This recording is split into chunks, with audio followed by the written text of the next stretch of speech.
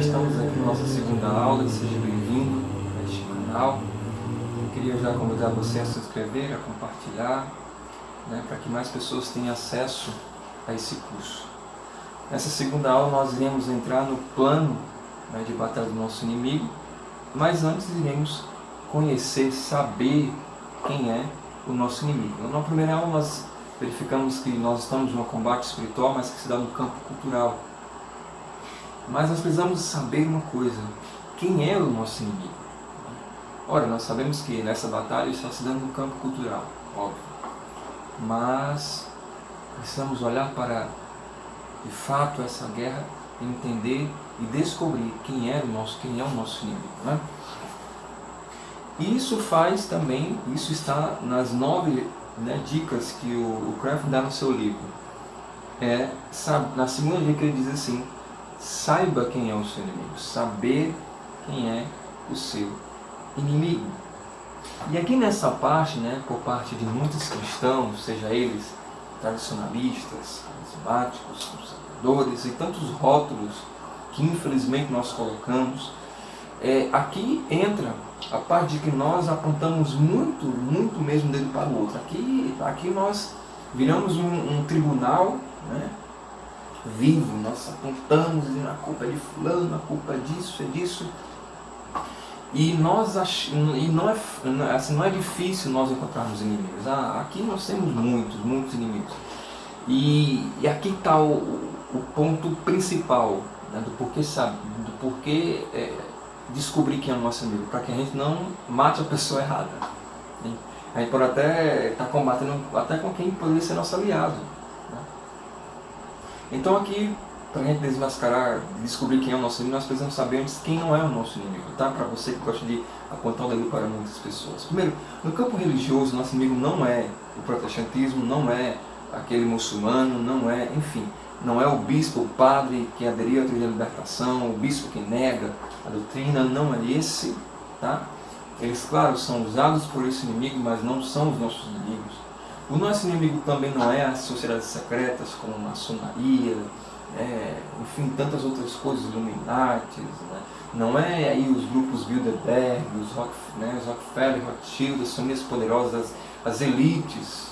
É claro que eles têm um poder imenso para introduzir a nova ordem mundial, e aqui não quero entrar com teoria da conspiração, mas se você for estudar um pouco mais sobre o assunto, até um livro que eu indico muito para você, é esse livrinho aqui, Daniel Sterling, Transevolução, Isso também está servindo como base para este curso. Não são essas pessoas, essas elites mundiais, não é o comunismo, não é o socialismo, não é o capitalismo, não são essas pessoas, não são os partidos políticos que têm em suas agendas combater os valores cristãos, não são essas pessoas.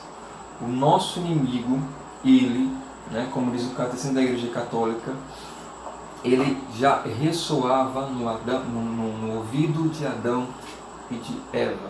O nosso inimigo ele já foi condenado por nosso Senhor, ele já foi esmagado por nosso Senhor, ele já foi visto e combatido por muitos santos.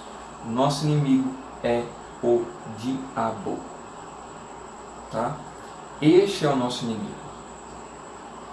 As pessoas, as outras religiões, eles são meios, são armas que o inimigo usa para nos atacar.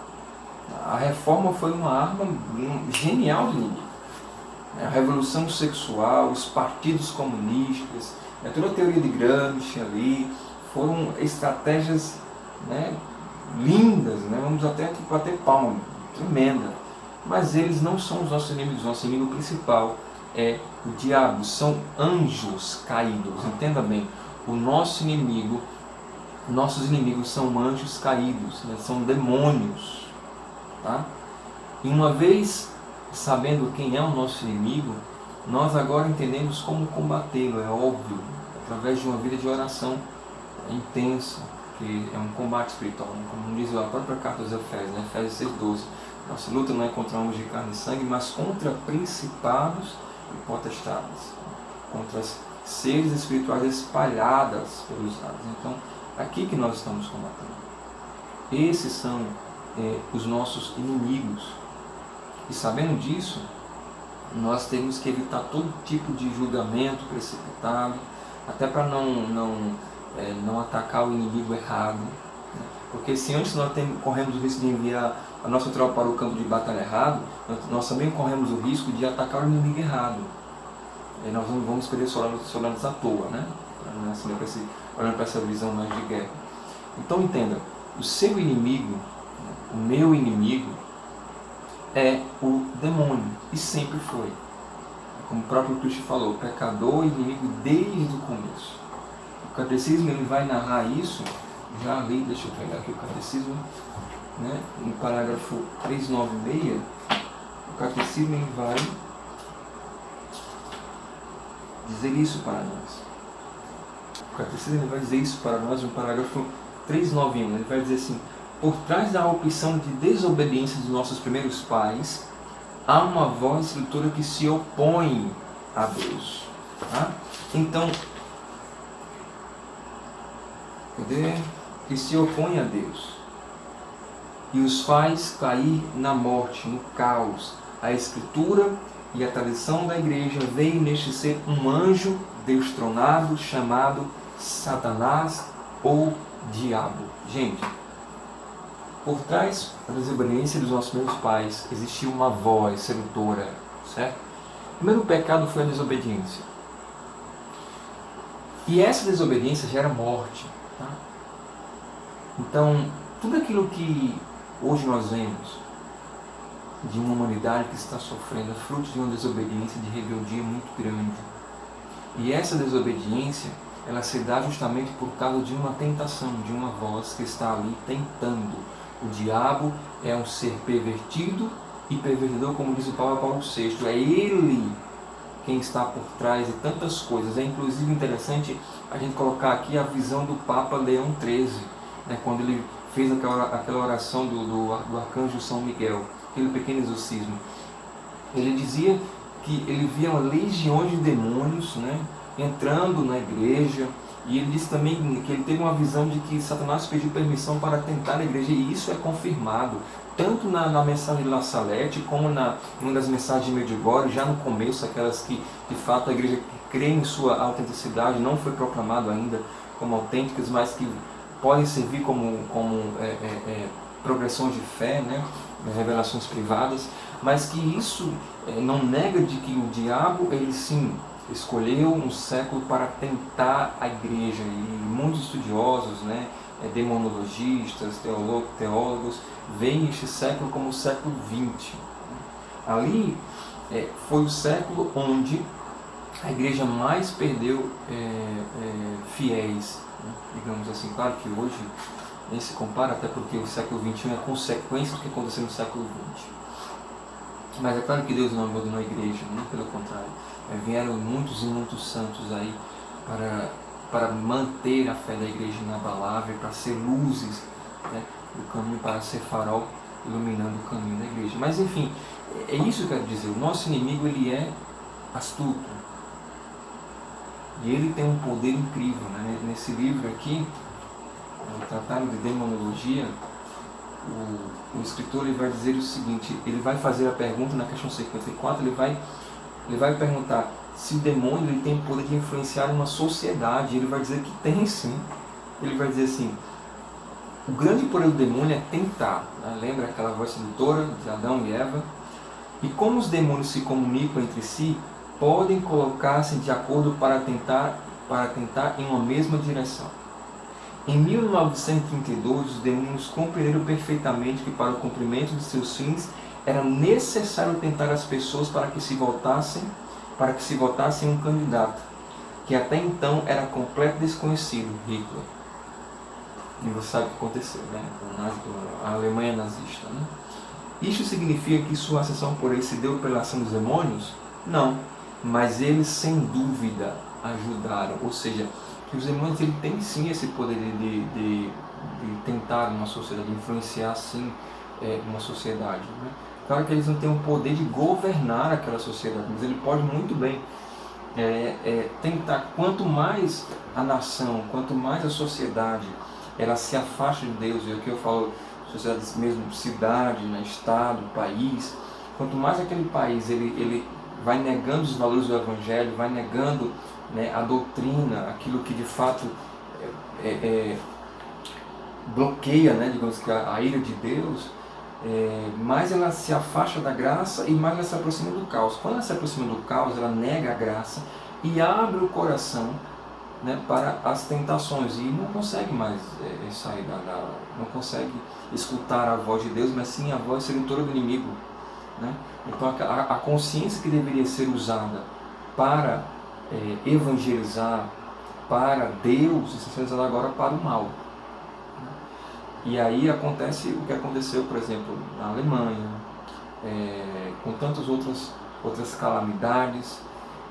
Enfim, quando eu me fecho à graça de Deus, eu me abro para as tentações do inimigo e não consigo lutar, porque somente com a graça é que eu posso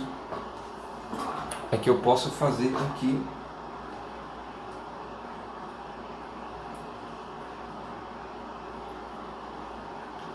somente com a graça é que eu posso fazer com que eu não caia nas ciladas do inimigo, né? Então, sem a graça eu não consigo evangelizar.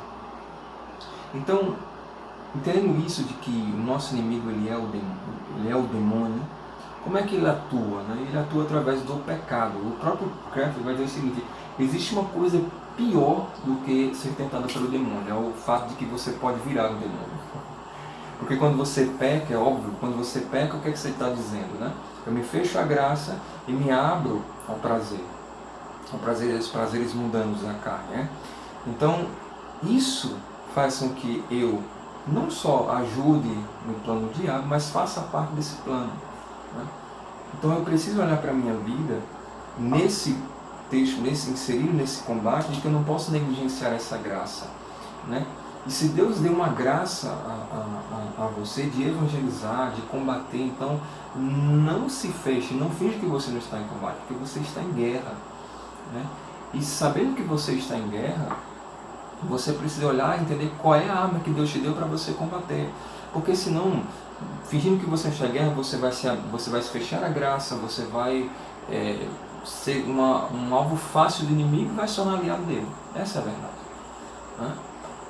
Então, pior do que ser tentado é tornar um demônio. Né?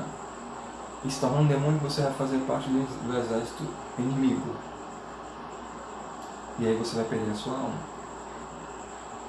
Porque o que está em jogo aqui não são bens, não é um território, não é um reino, mas o que está em jogo aqui é a sua alma.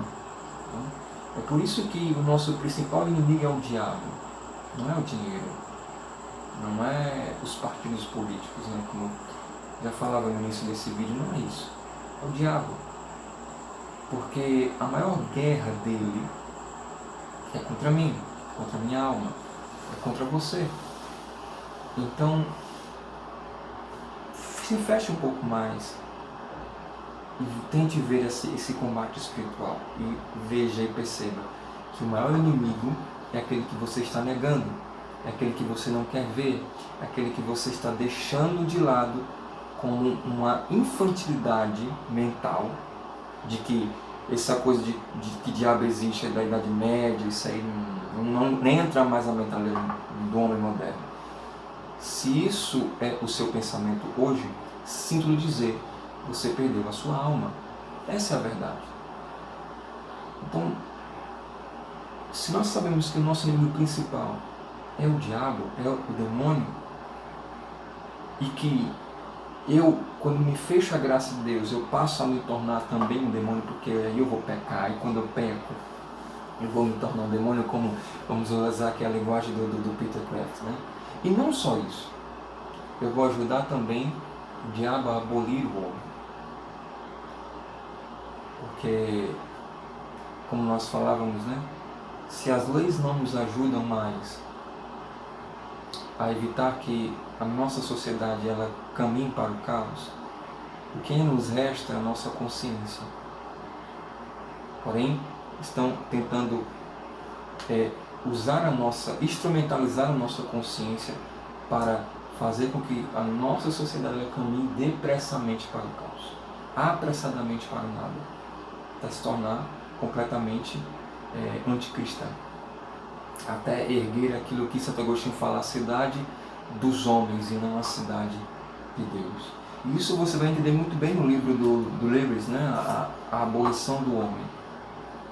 Ele diz que Lewis ele traz para a gente uma reflexão muito bonita quando entramos na parte de que também o inimigo ele usa dos sistemas do mundo para abolir o homem, e abolindo o homem ele consegue também abolir Deus.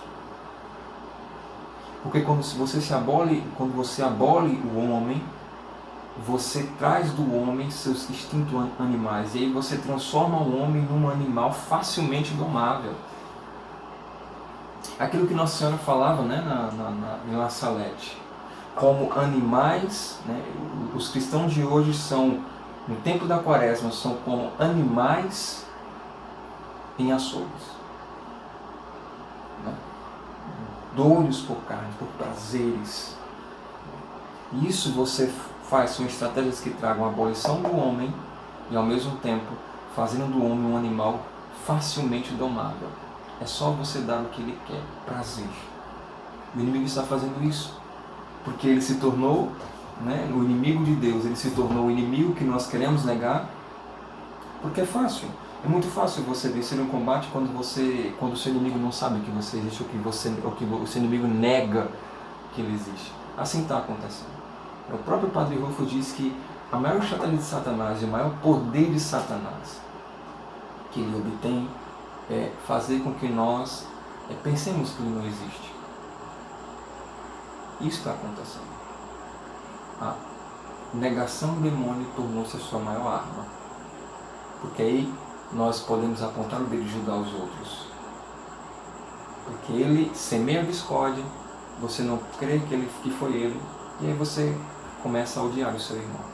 Os muçulmanos, os protestantes, os governantes, sejam eles comunistas, a elite, eles, por mais impossível que pareça, eles são como que pacientes da igreja, que é um grande hospital de almas. Essa é a verdade.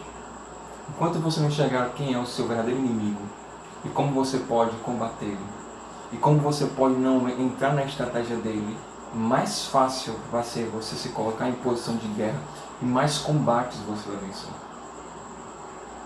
Tá?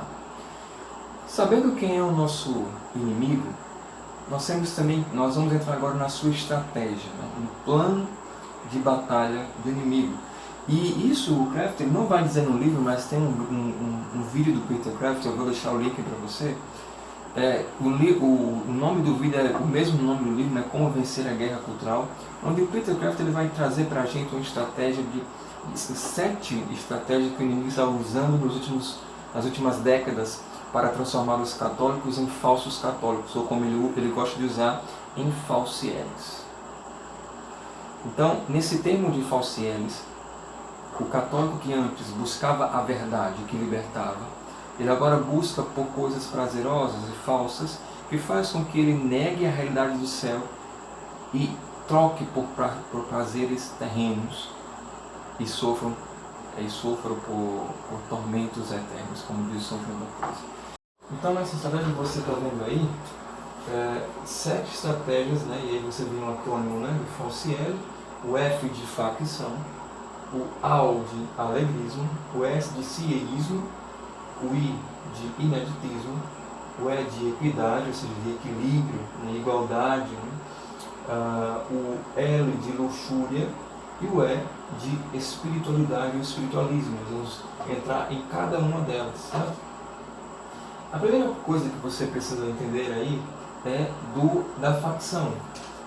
Nessa parte da facção, o que é que o Kraft ele vai trazer para a gente nessa parte? Ele diz assim, na facção, qual é a estratégia inimiga? É tratar a religião como um tipo de política e sua política como um tipo de religião. Ou seja, tratar política como religião e religião como política. Usar a religião para explicar seus fins políticos, justificando, né, os meios pelos fins, né? Ou seja, a fé ela não se torna uma finalidade, ela se torna um meio. Isso é muito fácil de se entender e compreender quando você olha para a Idade Média. Estava lendo um livro, não faz muito tempo, acredito que foi no começo do ano, eu li um livro sobre Mariologia Social. O Frei Clodovis Boff ele vai trazer como a devoção mariana incentivou muitos reis, né, a combaterem, a conquistarem terrenos e consagrarem Nossa Senhora, né? Mas muitos reis usavam a devoção a Nossa Senhora para incentivar os seus soldados, porque viam que eles tinham uma religiosidade muito grande. Então, eles faziam com que a fé do povo, né, fosse meios para ir ao combate, qual a finalidade era conquistar terrenos para ali fazer a sua política de guerra, enfim. Isso era muito utilizado. Porém, isso voltou de uma nova forma. Como, Mateus? Eu tenho aqui, por exemplo, vamos pegar a TL, né? A Teologia da Libertação, por exemplo. Eu tenho um meio que é a questão da pobreza, e que a política é um meio, como diz o Papa Francisco, é a melhor forma de você fazer caridade, através da política. E também eu tenho a fé, a minha fé em Deus, de um Deus libertador. E isso, a questão de crer que Deus é um Deus libertador, isso não é teologia de libertação, tá?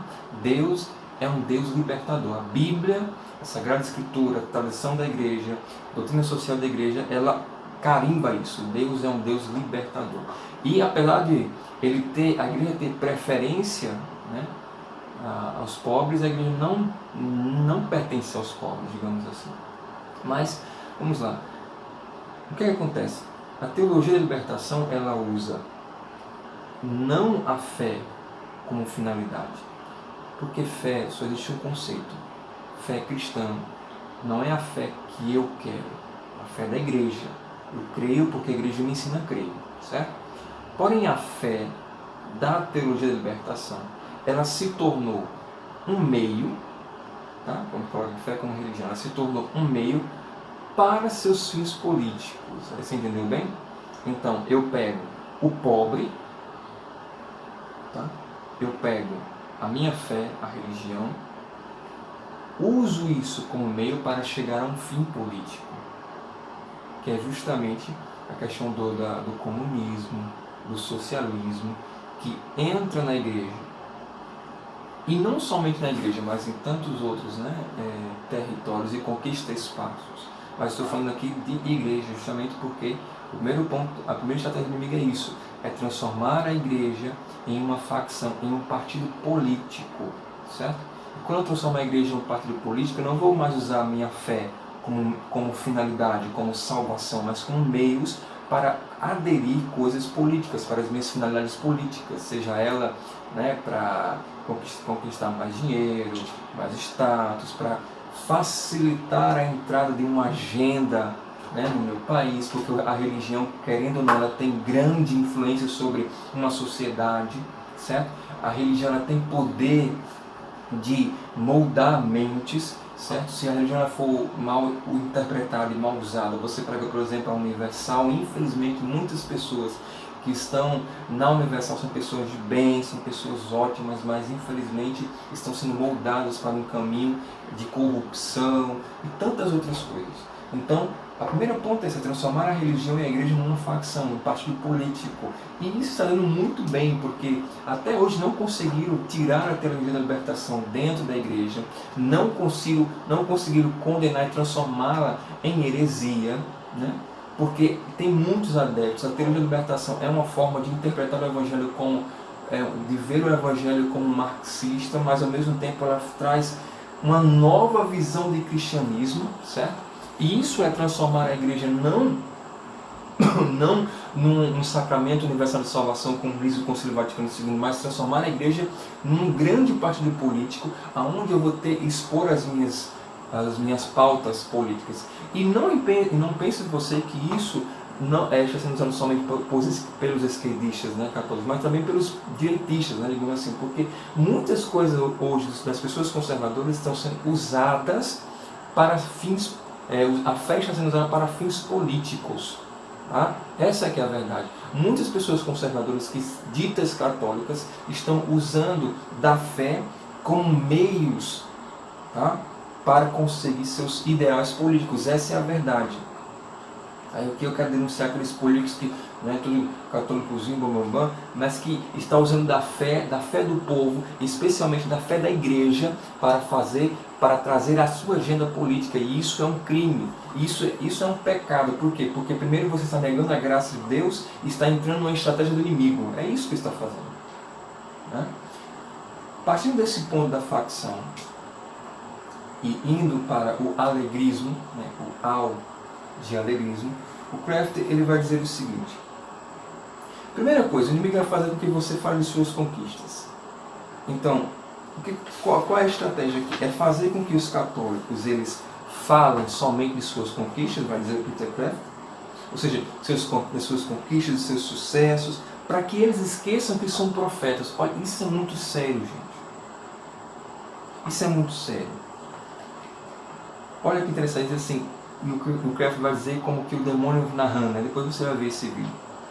E se eles se lembrarem que eles são profetas, faça-os pensar que é socialmente lucrativo ser um profeta. No meio de tanta calamidade, faça-os ter conversas alegres. Ou seja, no mundo onde o evangelho, as almas, tantas coisas, né? Pragas, enfim, tanta doença, pobreza, corrupção, enfim, né? Nós sabemos da realidade. Nesse mundo, ora, esqueça que você é profeta. Fale de você. Fale das suas vitórias, das suas conquistas. Fale do carro do ano que você comprou. Fale da sua promoção no trabalho. Né? Faça de você mesmo uma autopropaganda para que as pessoas olhem, né? E queiram se inspirar em você. Não como um profeta, mas como uma pessoa bem-sucedida. E aqui entra a diferença daquilo que nosso Senhor falava. O nosso Senhor não disse para que nós fôssemos pessoas bem-sucedidas. Ele pediu para que nós fôssemos pessoas bem-aventuradas. Existe o cristão que é bem-sucedido e existe o cristão que é bem-aventurado. O cristão que é bem-sucedido é um falciele. O cristão que é bem-aventurado é um santo. Essa é a verdade. Né? A estratégia do inimigo é justamente essa. E aí entra, né, a questão dos coaches. Né? Por isso que ele fala, lembre-se, se eles lembrarem que eles são profetas, façam que eles pensem que ser profeta é um negócio socialmente lucrativo. Ou seja, tire os pregadores e transforme-os em coachings. Vamos tirar o cristianismo e colocar o coachianismo. Vamos fazer uma nova religião do sucesso. Vamos pegar a teologia da prosperidade, da Universal, e colocar uma nova capa, uma nova máscara na Igreja Católica. Vamos falar das vitórias do povo, do católico. E aí a pessoa decide ser um soldado em combate, esquece que está em guerra, esquece que é profeta, esquece de denunciar o pecado, esquece de anunciar a salvação, a boa nova de Deus, vai falar de si mesmo. E aí está o problema. Porque você nega a sua realidade, você nega que você está em guerra. Negando que você está em guerra, você perde a sua alma e dos seus. E aí o carro do ano, a casa do ano, aquelas coisas, não vai te salvar. Porque, meu querido, na hora da morte, vou dizer uma coisa para você, na hora da morte, vai estar só você e Deus. Certo? E ninguém mais. E na hora da morte você vai apresentar, sabe o que para Deus? Não é os teus bens materiais, é a tua história. E aí eu não sei qual história você vai apresentar para Deus, se é uma história bem sucedida ou uma história bem aventurada. Ponto. É isso que está em jogo, é essa a estratégia. Fale de conversas alegres, porque o mundo está cheio de calamidades, já tem muita miséria. Então vamos esquecer que somos profetas e vamos anunciar coisas boas, Vamos falar do evangelho adocicado, do evangelho mais acessível, Vamos falar daquele evangelho que as pessoas gostam. Não, nada de inferno na pregação. Vamos falar mais da misericórdia. É óbvio que temos que falar da misericórdia, filho, é óbvio que temos que falar do amor de Deus, mas não esqueça você que o amor de Deus ele é um amor exigente, ele exige conversão. Esse amor de Deus é aquele amor que trava combate. Mas eu não quero muito prolongar nessa segunda parte, porque senão teria muitas coisas para falar. Na terceira estratégia, né, do CEIsmo, o SA, o inimigo ele diz assim: é o mesmo que transformar a igreja em uma empresa, ou seja, aquela velha história do proselitismo, trabalhar para o sucesso e não para a santidade, temer o fracasso e não o pecado. Ou seja, irmãos, nessa parte do ciísmo, eu tenho que fazer para que a igreja ela cresça em número de pessoas.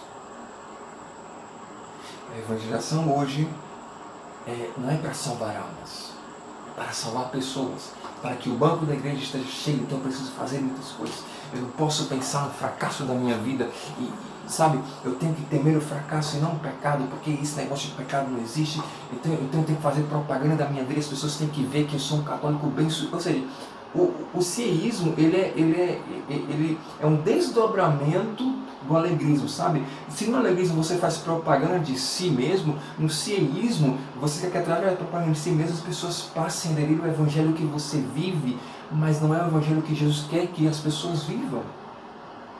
Sabe, você passa a moldar o evangelho a seu gosto, quando na verdade é você que tem que se moldar ao evangelho. Então você transforma a igreja em uma grande empresa, onde a tua vida tem que ser um grande sucesso. Aqui entra a teologia da libertação, a teologia da prosperidade que o Edir Macedo prega em sua igreja, que o Silas Malafaia prega em sua igreja. É isso que está acontecendo.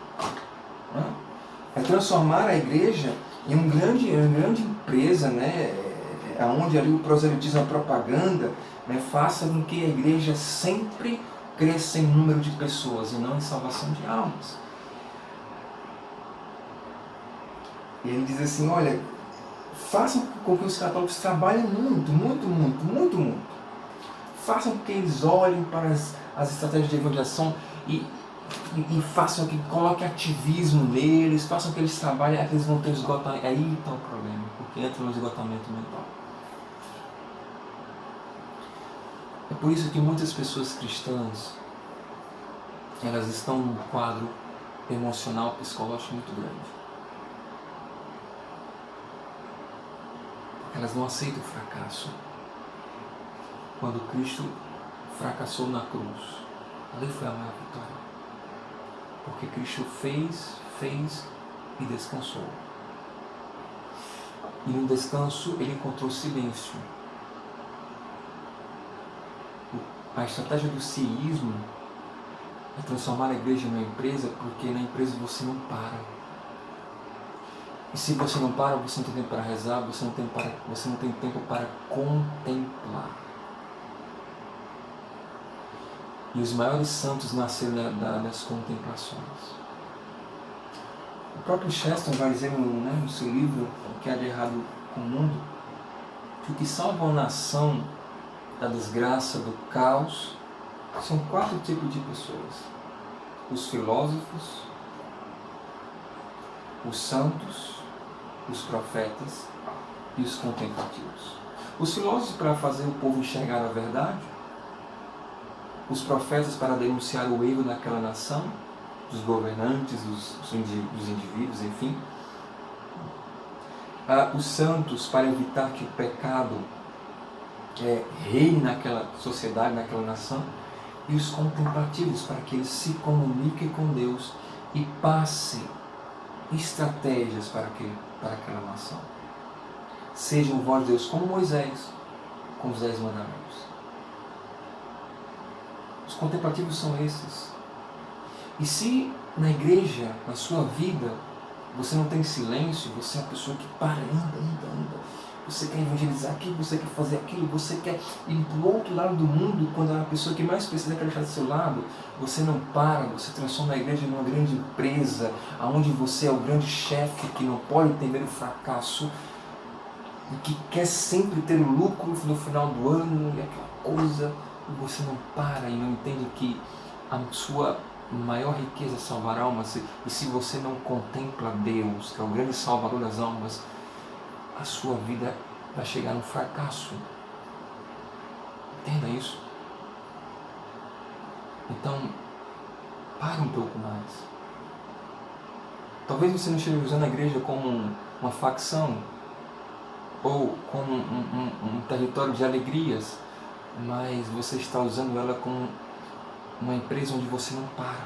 É um ativismo muito grande. E você não tem tempo para contemplar a face de Deus e trazer os mandamentos para aquele povo, sabe? Para a tua paróquia, para o teu grupo de oração, para a tua pastoral, para o teu movimento, para o teu grupo de amigos. Você até pensa em estratégias, mas talvez a tua estratégia não esteja funcionando ainda, porque nessa guerra cultural você não parou para contemplar a Deus, sabe? Porque você está vendo como funcionar de uma empresa que não para. Então, eu quero ensinar aqui nessa terceira estratégia do inimigo. Nas próximas aulas nós teremos aí as 4 estratégias do inimigo para transformar um católico em um falciele. Então, quero pedir nesse instante a intercessão de São José, patrono universal da Igreja, para que ele nos ensine a ser de fato católicos. Ele, como um dos primeiros cristãos, depois de Nossa Senhora, que carregou Jesus nos braços, nos ensine a também sermos exemplos para o mundo, um exemplo de testemunho cristão no trabalho, em casa, onde nós estivermos.